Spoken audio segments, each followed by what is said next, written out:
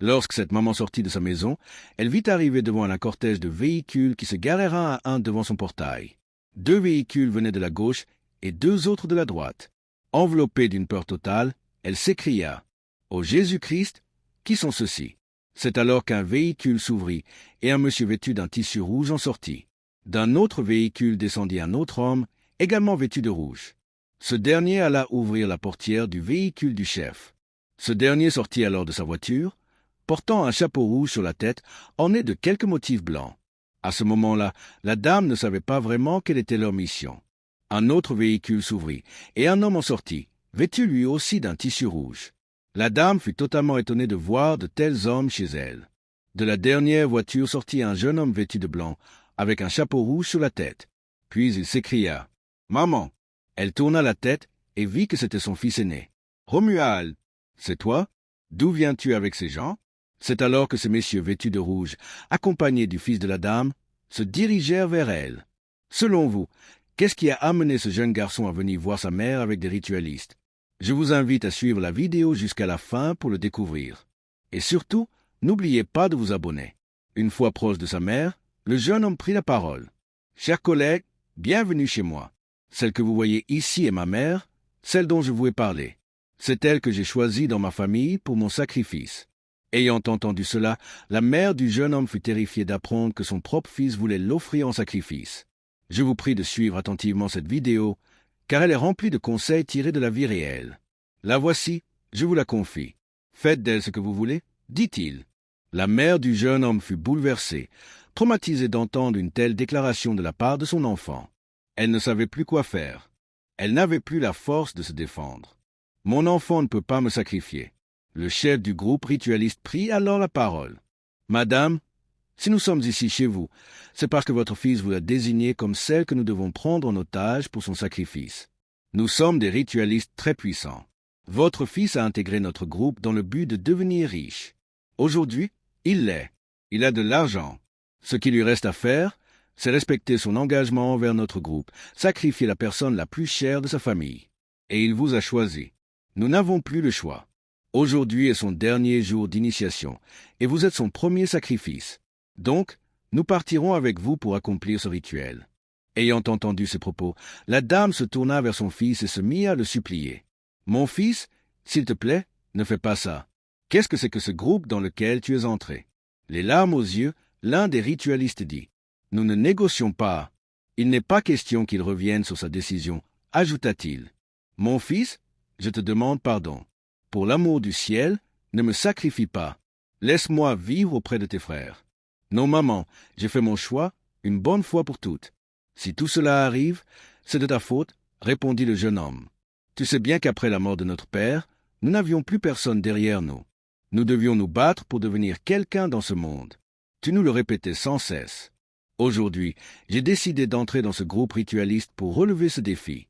J'ai étudié, j'ai eu des diplômes, mais je n'ai pas trouvé d'emploi. J'ai cherché partout, en vain.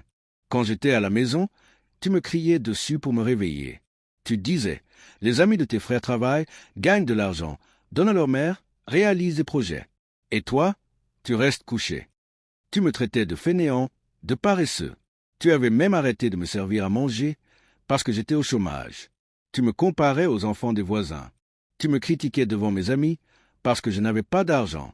C'est tout cela qui m'a poussé à intégrer ce groupe pour devenir riche, comme tu le vois aujourd'hui. Comme c'est toi qui m'as poussé à faire cela, je suis obligé de te sacrifier pour prospérer et être compté parmi les milliardaires de ce pays. Cela fait plusieurs mois que tu ne m'as pas vu. As-tu cherché à me voir?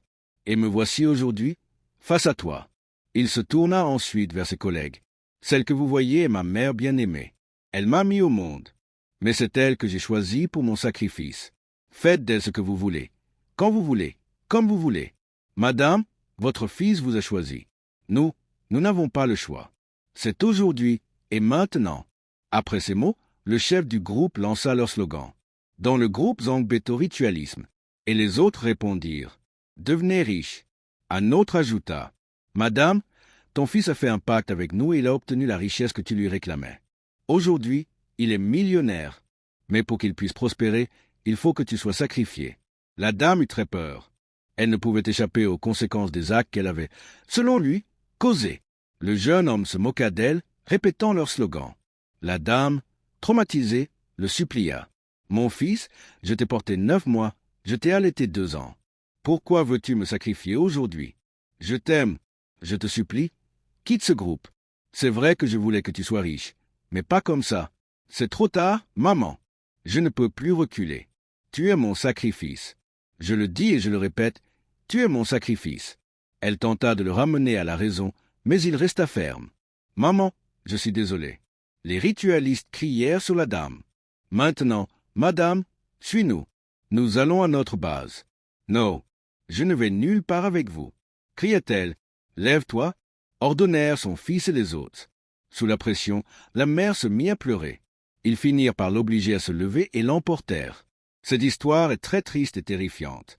Je prie pour toi, que jamais un de tes enfants ne te sacrifie, au nom de Jésus de Nazareth. Si tu crois à cette prière, écris Amen en commentaire et abonne-toi. Alors que les ritualistes emportaient la dame, son fils cria « Stop !» Il s'approcha, salua ses collègues. « Merci à chacun de vous. » Puis il regarda sa mère. « Maman, ce n'était pas réel. C'était juste une blague. » Sa mère, choquée, s'effondra et se mit à pleurer. Les amis du jeune homme l'aidèrent à se relever. Il raconta alors ce qui s'était passé le jour où elle l'avait chassé. Il était resté au bord de la route, en pleurs. Un monsieur s'était approché. Après avoir écouté son histoire, il avait décidé de l'aider. Ce monsieur que tu vois ici est chrétien et chef d'entreprise. Il m'a accueilli chez lui, avec sa femme. Je suis resté avec eux tout ce temps. Le chrétien confirma les propos du jeune homme. « Madame, ce qu'il a dit est vrai. Nous ne sommes pas des ritualistes. Nous sommes des chrétiens et croyons à la seigneurie de Jésus-Christ. J'en profite pour vous demander humblement d'avoir un bon comportement avec vos enfants. De nos jours, beaucoup d'enfants se sentent rejetés, incompris et abandonnés à cause de paroles blessantes, de comparaisons constantes ou d'un manque d'amour exprimé dans leur propre maison. Chère maman, ce jeune homme que vous voyez là a énormément souffert. Mais Dieu, dans sa grâce, l'a conduit sur notre chemin, et aujourd'hui il va bien. Il a un emploi stable, il est épanoui, et surtout, il a choisi de revenir vers vous, non pas avec de la haine, mais avec une volonté de réconciliation. La scène que vous avez vécue tout à l'heure était une mise en scène, un message fort, destiné à marquer les esprits et à éveiller les consciences. Car beaucoup de jeunes, dans des situations similaires, tombent vraiment dans les griffes de groupes occultes, simplement parce qu'ils ont été rejetés ou ignorés chez eux. La mère, bouleversée mais soulagée, tomba dans les bras de son fils en larmes. « Mon fils, je suis désolé. Pardon pour tout le mal que je t'ai fait sans m'en rendre compte. Pardon pour mes mots, mon indifférence, ma dureté. Je ne savais pas que je te blessais à ce point. » Le fils répondit en l'enlaçant tendrement. « Je te pardonne, maman. Je ne voulais pas te faire peur, mais je voulais que tu comprennes ce que j'ai ressenti toutes ces années. » Un des amis du jeune homme conclut. Que cette histoire vous sert de leçon. Aimons nos enfants, écoutons-les, valorisons-les. Car avant qu'un autre ne les accueille à sa manière, c'est à nous, parents, de les entourer, de les encourager et de les protéger. Le jeune homme ajouta, « Ce n'était pas un rituel, c'était une alerte, une prise de conscience.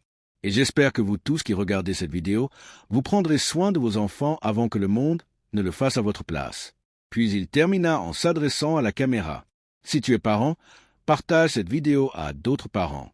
Et si tu es jeune, souviens-toi que même dans l'ombre, Dieu peut encore changer ton histoire. Ne cède jamais à la facilité. Choisis la vie. Choisis l'espérance. Et surtout, pardonne. Merci de nous avoir suivis jusqu'ici. Clique sur la vidéo qui s'affiche à l'écran pour découvrir une nouvelle histoire remplie de conseils de vie réelle. Shalom à vous. Abonne-toi et partage.